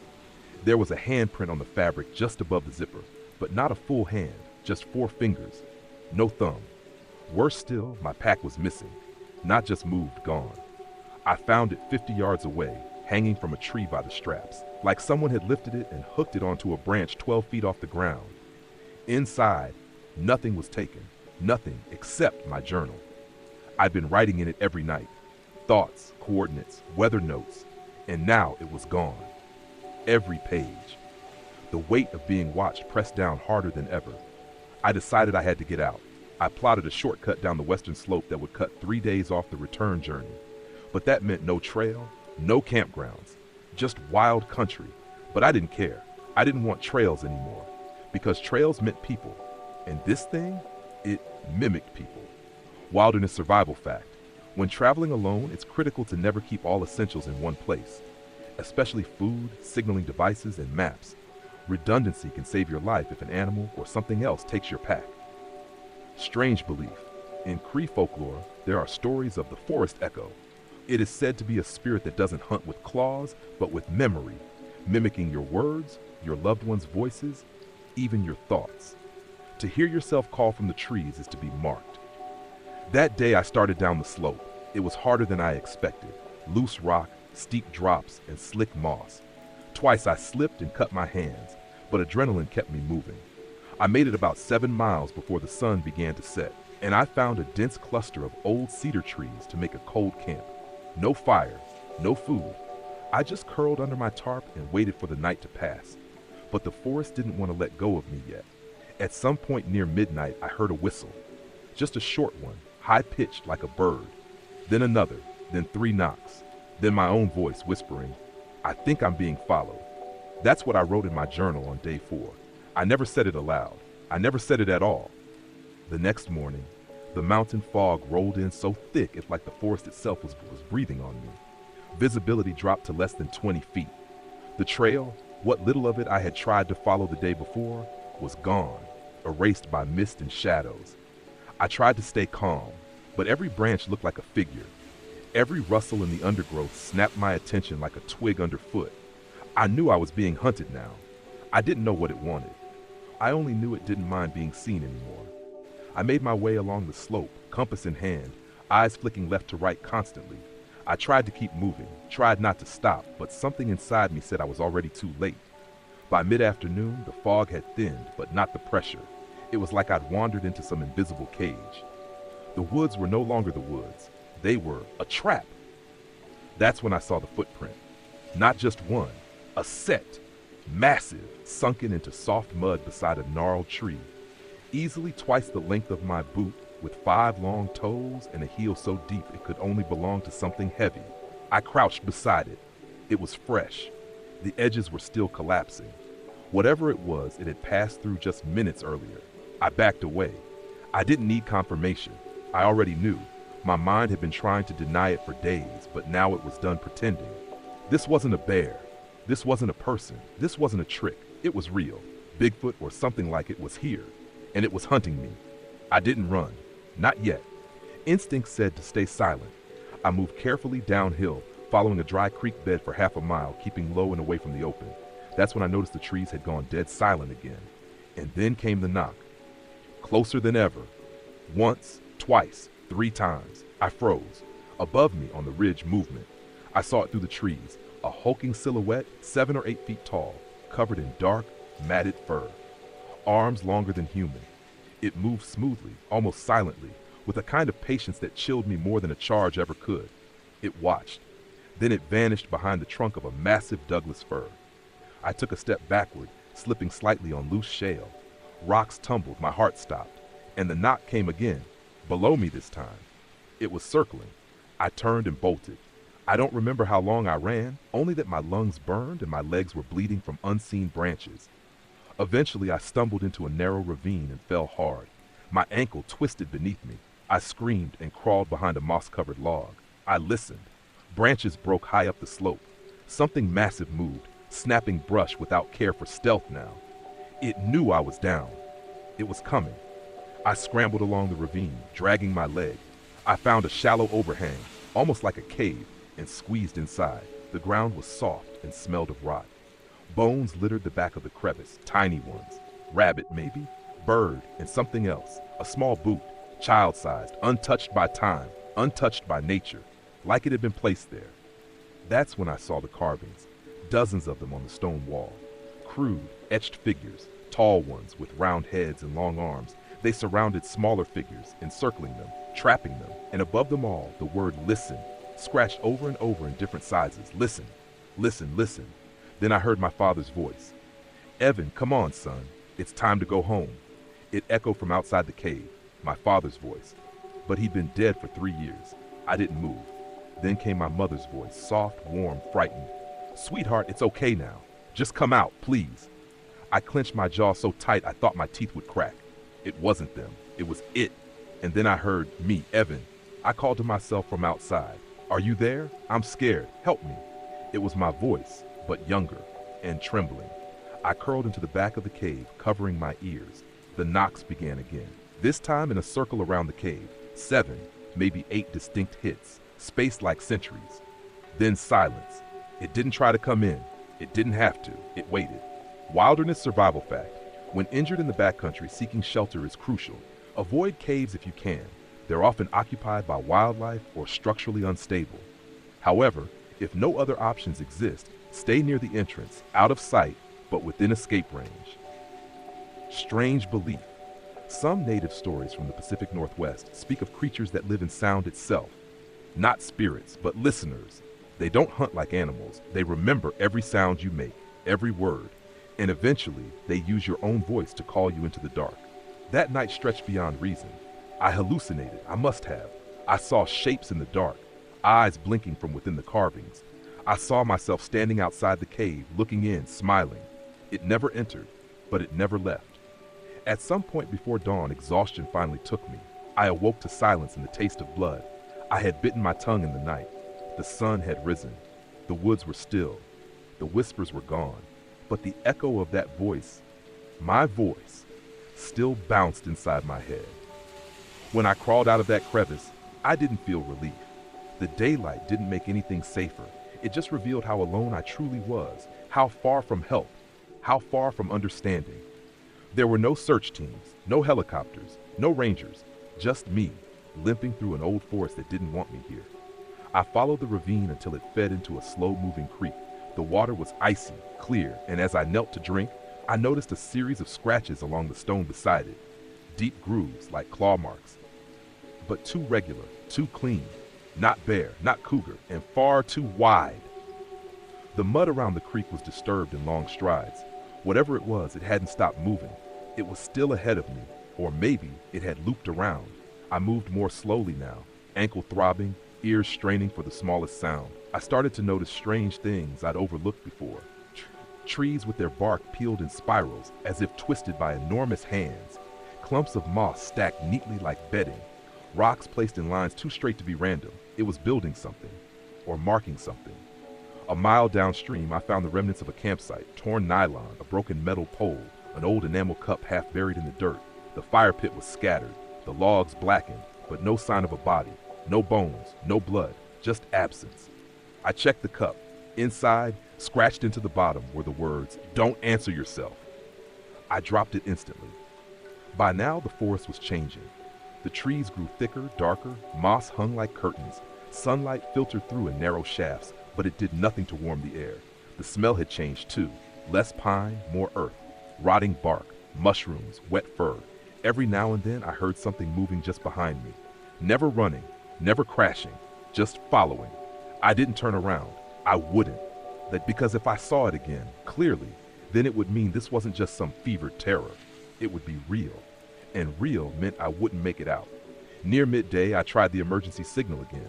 My sat beacon was still dead. My backup radio chirped weakly but refused to transmit. I considered firing the flare, but there was no point. The cloud ceiling was too low.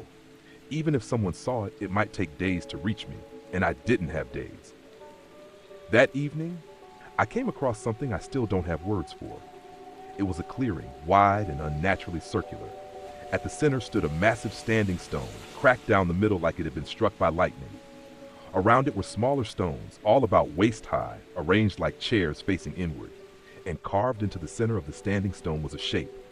Not a creature, not a face, an ear. Oversized, distorted, grotesquely human. Surrounding it were dozens of faint etchings, words, phrases, some in English, some I didn't recognize. But the ones I could read, speak and it hears. The mountains remember. Silence is sanctuary. I backed away, skin crawling. That's when I heard myself again, crying. Not just sobbing, but pleading. It was my voice. The same cadence I used when I was 13 and got lost in the woods for 3 hours near our family cabin. The same way I'd cried when I thought I'd never see my parents again. Please, someone help me, please. I turned toward the sound, and there, across the clearing, stood a second version of me, not a twin, not a hallucination, me. Same jacket, same cut on the forehead, same limp, but its face wasn't right. The skin was too tight, the smile too calm, the eyes blank, like it was wearing my shape but didn't understand what the pieces meant. And then it raised its hand and pointed at me. Not in greeting, in accusation, like I was the intruder. I turned and ran. I don't even remember how I cleared the forest. My ankle screamed, my lungs burned, but I ran until the sun dropped and my legs gave out. I collapsed beneath a half-fallen cedar and lay there for hours, listening, hoping the wind would carry it away. But I knew it was close, always just behind the trees. Wilderness survival fact. When navigating unfamiliar territory, especially under stress or injury, staying oriented is critical. Use natural markers, ridges, rivers, the angle of the sun to triangulate your position. Panic causes disorientation faster than fatigue. Strange belief. Some Coast Salish stories speak of the Selshwiek, a spirit of the forest that steals your reflection and voice, walking in your skin until you forget which version of you is real. The only way to escape is to never speak once you know it's near. That night, I built a fire despite everything. I needed light, even a false sense of safety. The shadows around me never stopped moving. I kept my flare gun beside me, one hand always on it, but I no longer believed fire could save me. I was being unraveled, stripped, layer by layer. And then came the final knock, so loud it echoed through my bones, just once, but it came from above. I looked up, and in the canopy silhouetted by the faint moonlight above the fog, I saw it. Massive, hair matted like old moss, arms outstretched, its head tilted slightly, watching me like a curious child. Then it vanished. No sound, no jump. It simply stepped back and was gone. I didn't sleep again. I didn't dare. By morning, I knew I had to try for the logging road rumored to exist 5 miles east. The only problem? That was toward where the creature had gone. I made my decision. If I stayed, I'd die. If I left, maybe I'd never be whole again. But at least I'd still exist. I started walking, and behind me, just faintly, came the echo of my own voice. Don't leave me behind. I don't remember much about that final hike, only fragments that still flash across my mind in sleep. The texture of wet bark under my fingers, the way light played tricks through the mist, the rhythmic pain in my ankle, syncing with my heartbeat like a war drum. The forest no longer felt wild, it felt aware. Every tree leaned closer, every breeze whispered stay. It was like the land didn't just want me lost, it wanted me forgotten. About 3 hours in, I found an old fence line. The wood was rotting, sagging, choked with vines, but it was man-made, and that gave me hope. A few yards beyond, half swallowed by brush, was an old, rusted sign. U.S. Forest Service, Maintenance Road number 19, closed to public. Below it, someone had scratched 2 words in white paint, not alone. The road was barely a road anymore, just a corridor of packed dirt and forgotten tire ruts. But it led out, or at least I prayed it did. I followed it in silence, every footstep measured. Not from caution anymore, but from fatigue, deep, soul-worn exhaustion. I was running on adrenaline and fear. Then the world changed again. A low hum, so deep I felt it in my ribs, vibrated through the earth. It came from nowhere and everywhere. Birds fled the canopy in a frenzy. My skin prickled. My teeth chattered against each other involuntarily.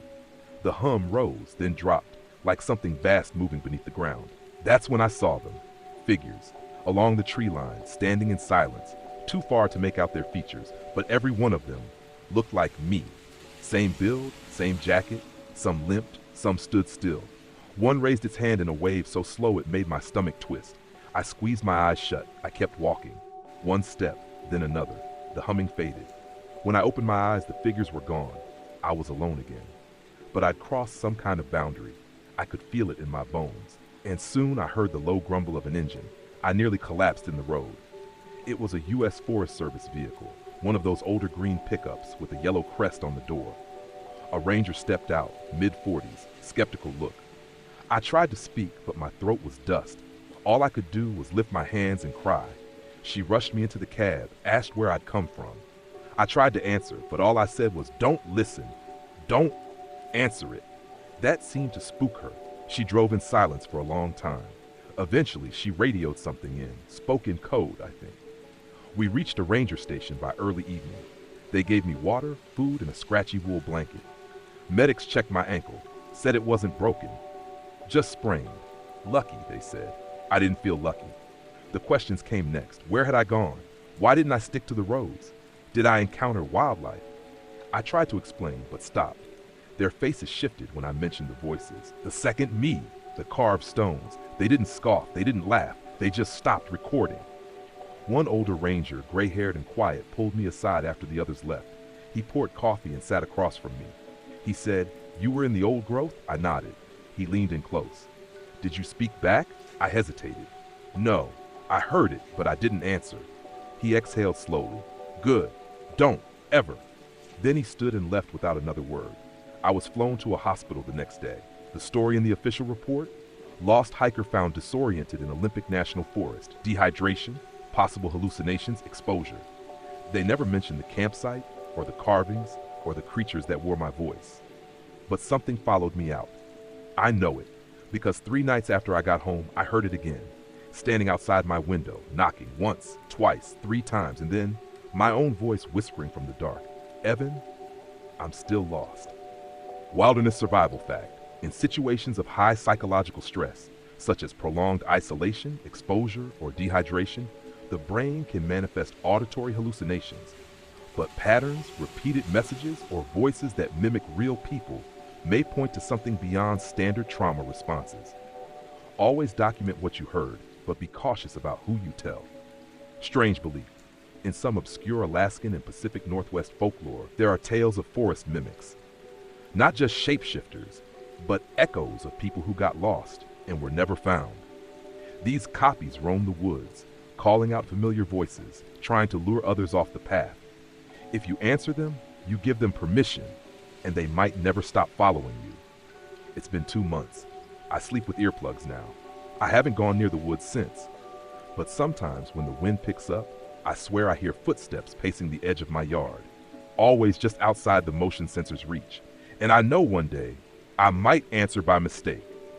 That'll be the end. 300-word ending.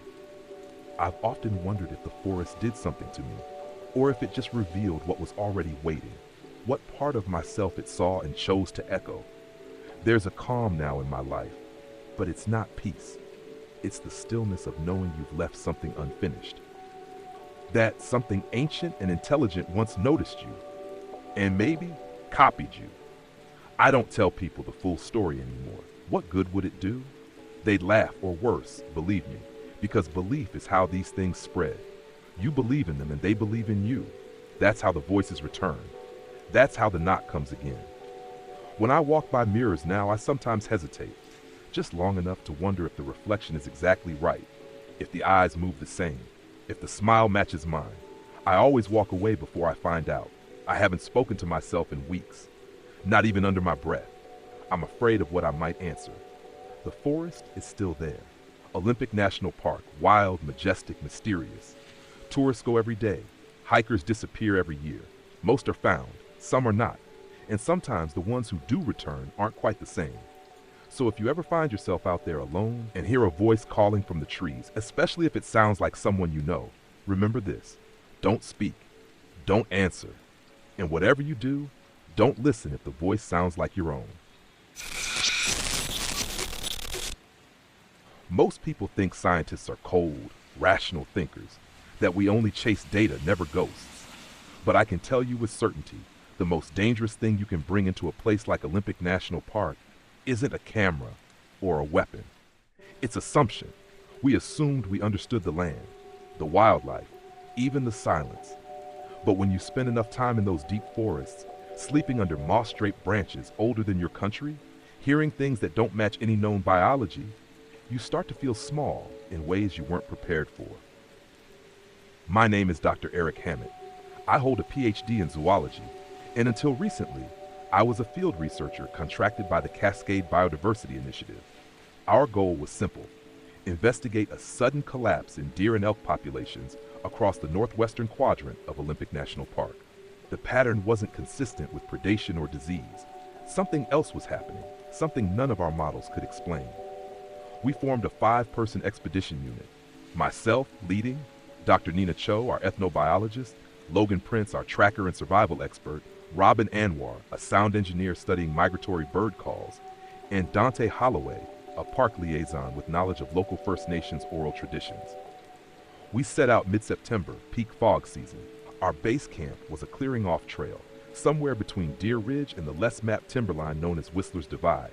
We were far from visitors, out of range for cell service. Satellite radio worked, barely. The first 2 nights were uneventful, save for the strange quiet. Even Logan noticed. "You ever hear less than silence?" he asked by the fire on night 2. He was right. No owl hoots, no coyote calls. Even the insects were quiet after dark. We chalked it up to elevation or changing seasons. But then we started seeing signs. Large depressions in the soil, too deep to be bare, too flat to be human. Branches twisted and looped together high above the trail like symbolic markers. Robin picked up low-frequency pulses on her equipment, rhythmic but organic, as though something was communicating underground. And then there were the tree knocks, 3, precisely spaced, echoing from the fog like a signal. We followed a ridge line on day 4, tracking what we thought might be migration anomalies. That's when Logan found the first structure, a crude but symmetrical cone of stacked limbs, almost 10 feet tall, with a ring of moss placed deliberately at its base. "This wasn't made by accident," Nina murmured, "or by wind." Logan took photos. I took samples. Robin scanned for audio anomalies again. A moment later, she froze. "Guys," she said quietly, eyes locked on her headset. "Something's broadcasting back." We heard it over her speakers. 3 knocks. Then, almost mockingly, our own voices echoed back through the trees, snippets from the day before, replayed as if someone or something had recorded them. "That's impossible," I whispered. But it wasn't an echo. We stayed another night in a higher camp. It was colder there and wetter. Fog never lifted. That evening, Dante told us about the stories his grandfather once shared, about the Ta-Na, those who are not meant to be named. According to Quinault oral tradition, there were guardians in the woods, beings who watched over ancient pathways, who could mimic men and animals, and who remembered those who trespassed. "You don't track it," Dante said. "It lets you find it." That night, I woke up to movement outside my tent. At first, I thought it was Logan. I called out. No answer. Then I saw the shape. At the edge of the fog, just beyond the tree line, something massive stood watching, not moving. Its silhouette was taller than any man, broad, hunched forward slightly, covered in dark hair that barely reflected the light from the fire. It didn't approach, just turned slowly and vanished into the mist. I didn't sleep the rest of the night. The next morning, I said nothing. Neither did anyone else. But I could tell by the way Nina avoided my eyes and how Logan double-checked the bear traps that I hadn't imagined it. Later that day, we found more prints. But these weren't just tracks. They were arranged, leading in concentric circles around an old-growth cedar. At the base of the tree was a small, carved stone, clearly man-made, but weathered beyond identification. Robin bent down to photograph it, but her camera screen glitched. A high-pitched ringing filled the air for a moment, and then silence again. We were no longer alone. We ended the day early, returned to camp, and debated pulling out. But it was Dante who said what we were all thinking. If we leave now, we'll never know, and someone else might not make it out. I should have overruled him. I should have trusted my instincts. Instead, I said we'd stay one more night. Just one more. Wilderness survival fact. In remote wilderness, especially fog-heavy terrain like Olympic National Park, visual perception can be distorted, and sounds can appear closer or farther than they actually are. It's crucial to move slowly and verify distances. Many accidents happen due to false depth perception. Strange belief. Among Pacific Northwest tribes, there's a lesser-known legend that Bigfoot is not a single creature, but part of a collective memory, beings that exist between reality and myth, capable of influencing the thoughts of those who see them. Some say they're protectors, others say they're punishers, but all say the same thing: they never forget. By the time the sun set on our fifth night in the forest, the expedition was no longer about data. It was about staying calm, surviving. Something had shifted in the air, like a pressure system had collapsed. All five of us felt it, though no one would admit it outright. Logan barely spoke. Robin kept checking her recorder even when it wasn't running. Nina, always the skeptic, had taken to muttering notes to herself under her breath, like she was trying to hold on to her scientific mind before it unraveled. That night, the knocking returned. This time, it was louder, closer. 3 knocks again, followed by silence. Then another 3 from the opposite direction, then 3 more from behind us. Logan jumped to his feet, flashlight ready. "It's surrounding us," he whispered. I opened the satellite phone, but it only showed static. No signal. The GPS tracker, our failsafe, flashed red once and shut off completely. That's when Robin said, "We need to go now. We should pack up, hike down to the riverbank and set a flare. Someone will pick us up." But I hesitated.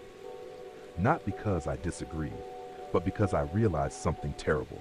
Whatever this was, it wanted us to panic.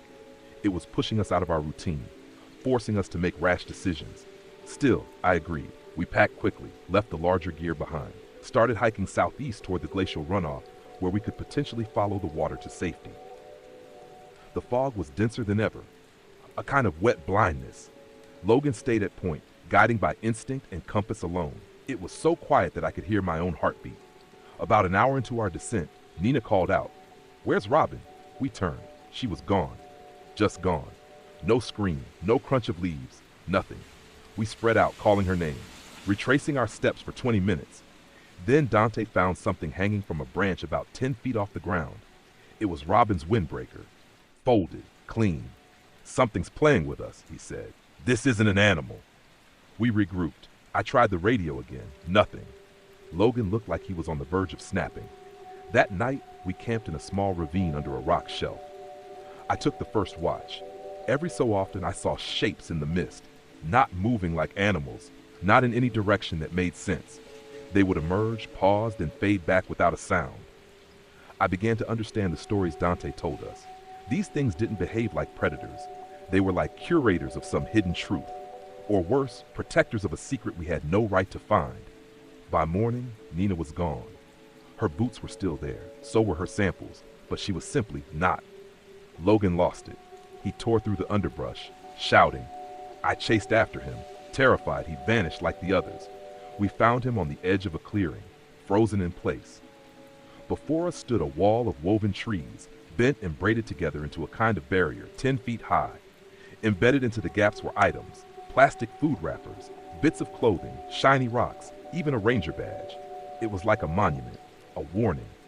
Then I noticed something worse. In the center of the wall was a series of carvings, symbols that resembled human figures but distorted. Elongated limbs, oversized eyes, and among them a new addition, a human shape, hunched and small, etched in what looked like fresh blood. There were 4 of them, not 5. "We're being documented," Dante muttered. "Cataloged." We moved on, slept in shifts, barely ate. Every sound became a threat, every shadow a face. On day 7, we found something we hadn't expected, a trail cam. Government issue, hidden high up on a cedar. We climbed and pulled the memory card. Logan had a portable tablet. We played the footage. What we saw silenced us. Over the past month, the camera had captured images of figures moving upright, nearly 8 feet tall, covered in matted fur. They avoided direct view, but their presence was undeniable. One frame showed two of them together, observing something out of view.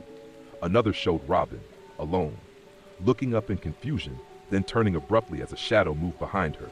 The final clip showed a still shot of our camp, and behind our tents, a tall figure watching from the trees, just standing there, waiting. Dante swore softly. We had evidence, but we had no one left to share it with. Logan's behavior worsened. He grew paranoid, accusing Dante of leading us into this. Said he was in on it. Said his stories weren't stories at all. They were part of the plan. I tried to calm him, but he stormed off with the sat phone. I never saw Logan again. That night, I asked Dante what he truly believed about the creatures. He stared into the fire and said something I will never forget. They're not monsters. They're archivists. We trespassed on something sacred, and now we're part of the record. I didn't sleep after that. By now, I was trembling constantly. Eyes sunken, mind frayed. I felt watched at all times, even when nothing was there. Especially when nothing was there. We pressed forward, now only the two of us. Toward what? I no longer knew. We weren't escaping. We were being led. Wilderness survival fact. In foggy wilderness conditions, sound plays tricks on your brain.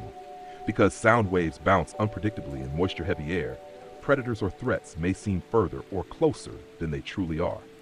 Seasoned survivalists recommend using directional sound markers, like a whistle and compass directions, to recalibrate your sense of distance and orientation. Strange belief, some Native American and First Nations lore describes Bigfoot not as a singular cryptid, but as a people, guardians between the worlds of man and spirit. According to legend, those who see them are either chosen or warned. If you dream of the creature afterward, it's said they marked you for something still coming. The rain began the next morning. It wasn't heavy, just a cold, needling drizzle that soaked into your bones before you realized it had even started. Dante and I moved through the undergrowth in silence, dripping and hunched, following the trickle of water that fed down into the valley. The river, if we could reach it, might offer a way out. But neither of us said what we were really thinking, that we weren't going to leave the Olympic National Forest until it allowed us to. Around noon, we came upon a narrow canyon where the trees thinned. There, hidden between a natural rock wall and a curtain of ferns, we found what looked like an ancient trail, barely more than a game path. But it was deliberate. The moss had been flattened in broad, spaced intervals. Not boot prints, not paws. Footprints, huge ones. Each was roughly 17 inches long, 5 across, and pressed deep into the mud despite the ground being solid. I counted 10 in a line, leading through a split in the canyon wall. Beyond it, we saw something else, a tree, or what used to be one, snapped at the trunk and jammed upside down into the earth, roots clawing skyward like fingers, its broken end planted clean into the soil like a stake. No tool marks, no burn, just raw force. Dante looked pale. That's not something a bear could do. I couldn't speak. My mouth was dry. My hands shook. We pressed on, drawn deeper into a basin shadowed by cliffs. The air smelled of moss and iron. Around us, strange structures rose, twisted arches of woven limbs and brambles, some forming doorways that led nowhere, others shaped like rib cages. It was like walking through the skeleton of a forgotten civilization. Suddenly, we heard it again, knocking. Not in one place, but from all directions, as though dozens of fists were striking the trees in unison. It echoed off the cliffs, booming and rhythmic, a language we weren't meant to understand. Then came the howl, long, vibrating, not canine, not human, something from the back of the world. We ran, not away, but toward it. I don't know why. Maybe we were too deep in. Maybe fear had warped into obsession. Maybe, like Dante once said, we were being invited. The fog lifted as we entered a clearing framed by dead trees, each one stripped of bark and carved with strange glyphs. There in the center lay a circle of stone, perfectly formed. At its center stood a figure. At first I thought it was a statue. Then it moved, 8 feet tall, covered in dark matted hair. Its arms hung low, longer than a man's, and its head was slightly tilted, as if it were examining us with curiosity, not aggression. Its eyes glowed faintly, amber, like resin. We froze. The thing said nothing, but I felt it in my mind. I can't explain it better than that.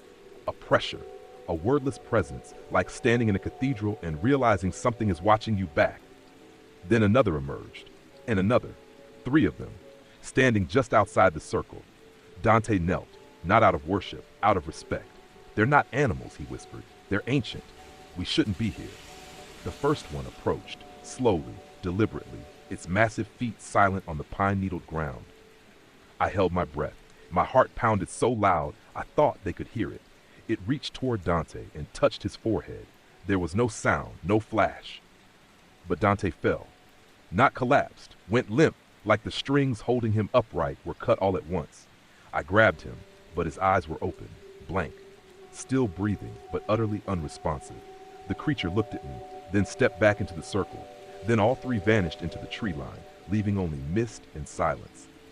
I carried Dante out of that place, dragging him through the undergrowth until I found a cave dry enough to rest.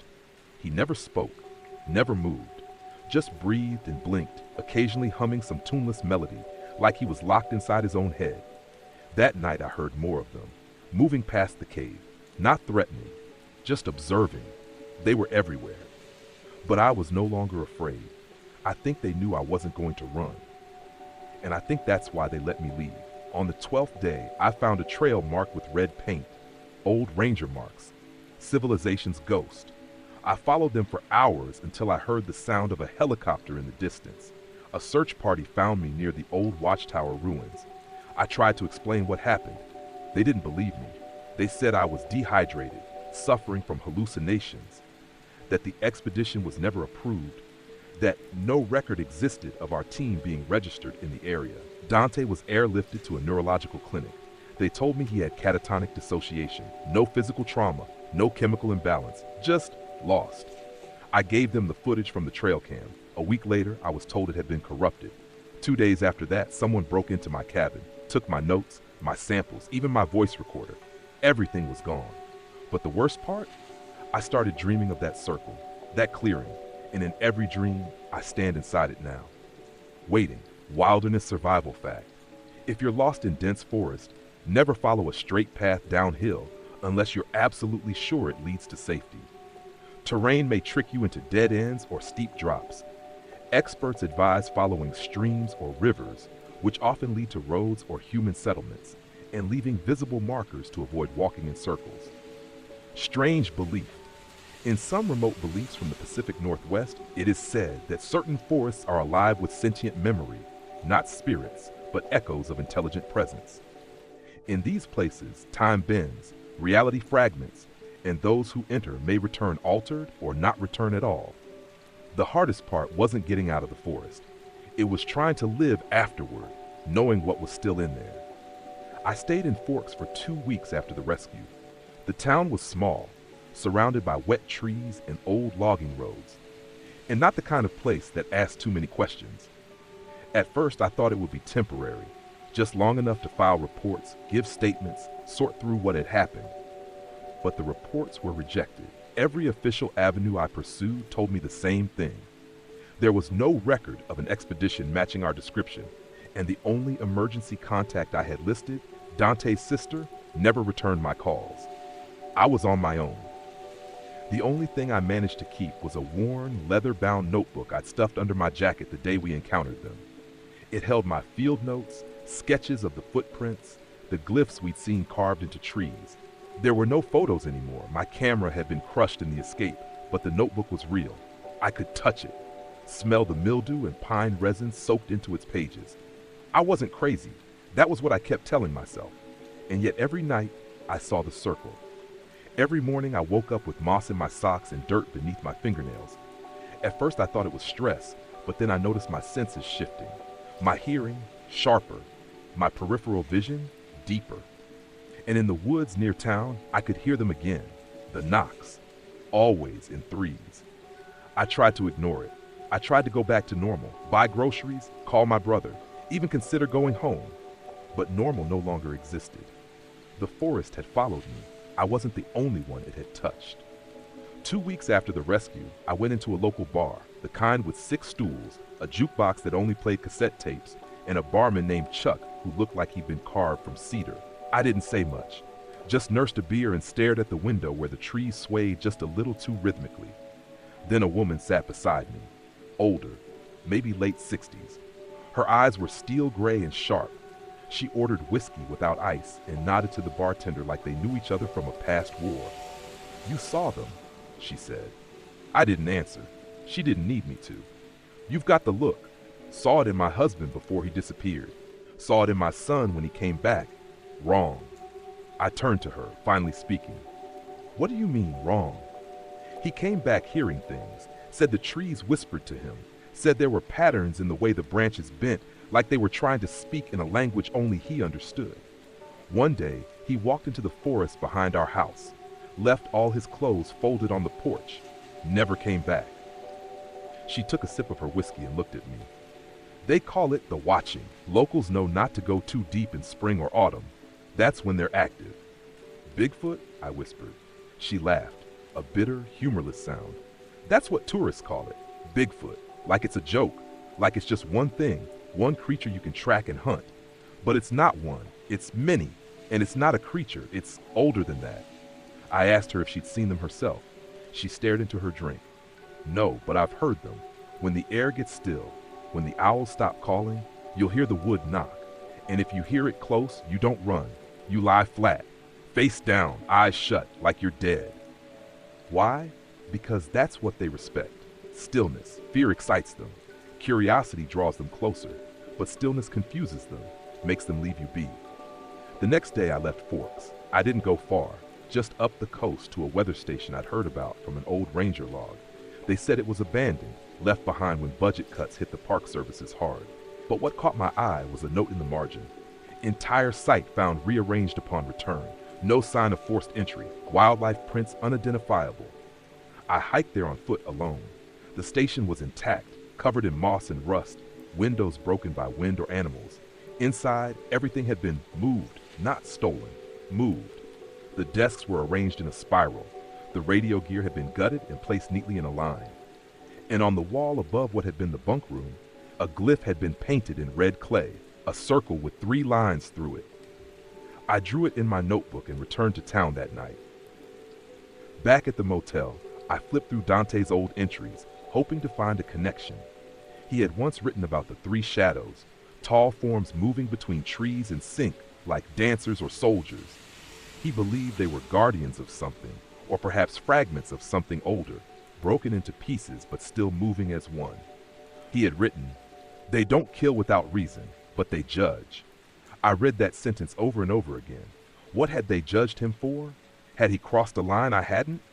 Was that why I was still alive? These questions haunted me more than any dream. A week later, I found a letter slipped under my door. No envelope, just one sheet of paper, typed on an old machine. It read, "If you're still dreaming of the circle, they're not done with you. Go back before they come for you." No signature, no return address. I burned it the next morning. Wilderness survival fact. In wilderness environments, never enter structures or caves unless you know they are safe and structurally sound. Abandoned buildings can be dangerous due to animal habitation, toxic mold, or structural collapse. Always alert someone to your location and leave trail markers. Strange belief. Among the Salish peoples of the Pacific Northwest, there are tales of the Saskets, beings of immense power said to guard sacred places. It was believed that encountering one meant your life would change. If it allowed you to live, it had chosen you as part of its domain, forever tied to its mystery. I had no intention of returning. After all I'd seen, all I'd lost, Dante, Sophia, the truth, there was nothing that could drag me back into that forest. But the dreams wouldn't stop. They grew more vivid, more structured, like something was guiding me through them. I'd wake up drenched in sweat, heart pounding, with the same image seared into my brain. A massive black shape standing at the edge of the clearing, watching, always watching. And then one morning, I woke up standing outside, barefoot, 3 miles from my motel. No memory of how I got there. That's when I knew I hadn't left the forest. It had left with me. I took the notebook, packed a week's worth of supplies, and went back. I didn't tell anyone. Just drove down to the southern edge of Olympic National Forest, where the roads became gravel and the trees swallowed cell signals whole. I hiked in alone. This time I followed no trail. I let the dreams guide me. I don't remember how long I walked. Could have been hours or days. The forest was denser than before, almost alive. Branches shifted when I wasn't looking. Deer stared at me with human-like stillness. Once I thought I saw Dante standing just out of view, but when I blinked, he was gone. Eventually, I came to the circle, the same one from weeks ago, only larger, perfectly symmetrical. Still no animal sounds, just wind and silence. I stepped into the circle. My legs trembled and my ears began to ring. Not with pain, like pressure, like sound was being forced into my bones. Then they emerged, not from behind trees but within them, as if they had been part of the trunks all along. 3 figures, towering, covered in hair so dark it seemed to absorb light. Their eyes weren't red or glowing. They were ancient, deep, almost sad. They surrounded me, not as predators but as judges. This time I didn't run. I didn't scream. I knelt. One step closer, I could hear the weight of its breath. It reached out, not to strike but to touch. One hand, calloused and massive, gently brushed my forehead. My body seized, and I saw everything. Not with eyes, but with understanding. A rush of images and feelings flooded into me. Centuries of memory, echoes of tribal songs, the roar of Ice Age glaciers moving through the land. I saw humans bowing before them. I saw rituals, warnings, and then betrayal. Trees felled, stones broken, their home fragmented, their kin hunted, and finally, silence. They had retreated, not because they were afraid, because we had proven unworthy, but they had watched, always watched. The vision faded, and I collapsed. When I woke, I was lying alone in the circle. A small wooden carving had been placed beside me, something ancient, depicting a human and a beast standing as equals beneath the moon. I walked back out of the forest. I wasn't followed. Back in town, I tried to tell someone, a park ranger, a journalist, even a cryptozoologist, but they all smiled politely or pitied me. So I stayed quiet, until now. I've seen the way they live, hidden in plain sight, using our ignorance as camouflage. The truth isn't just that they exist, it's that they remember every logging road and trap, every campfire story whispered too close to the trees. They are the memory of the land, and they know what we've done. Sometimes I wonder if they let me go to warn others or to watch me. I haven't slept more than a few hours since I returned. Sometimes I hear them, tree knocks, soft whistles, distant footsteps that never quite match any animal I know. And sometimes I see them, standing just at the edge of the trees, waiting. Wilderness survival fact. In deep wilderness, circles formed by bent branches, stacked stones, or cleared brush may indicate territorial markers, either by animals or, in rare cases, by unknown intelligent presences. Treat them with extreme caution. Avoid entering. Strange belief. In ancient Cascadian tribal myth, there were tree people who lived among the groves. They were not spirits but physical beings who could move between worlds. It was said that once chosen by them, a human would never be truly alone in the forest again. They would hear its secrets but lose the comfort of silence. Calm 300-word ending. I don't go near forests anymore. I live in a small house now, inland, where the trees are thin and the stars don't disappear behind cedar boughs. The dreams still come, but softer now, like echoes rather than summons. I no longer fear them, not the way I did, but I respect them, deeply. Sometimes I think about Dante, about the team, about how close we were to something sacred, and how little we understood it. We thought we were explorers, scientists, but in the end, we were trespassers in a world that never belonged to us. There's a peace to knowing the truth, even if no one believes it. I don't need them to. I know what I saw. I know what's still out there. And if you ever find yourself deep in the Olympic wilderness, if the woods grow quiet, if the air grows still, if you hear 3 soft knocks like wood striking wood, stop. Don't move. Don't call out. Just listen and remember this. There are things in the forest older than time, and some of them are watching you. End of story. Good night.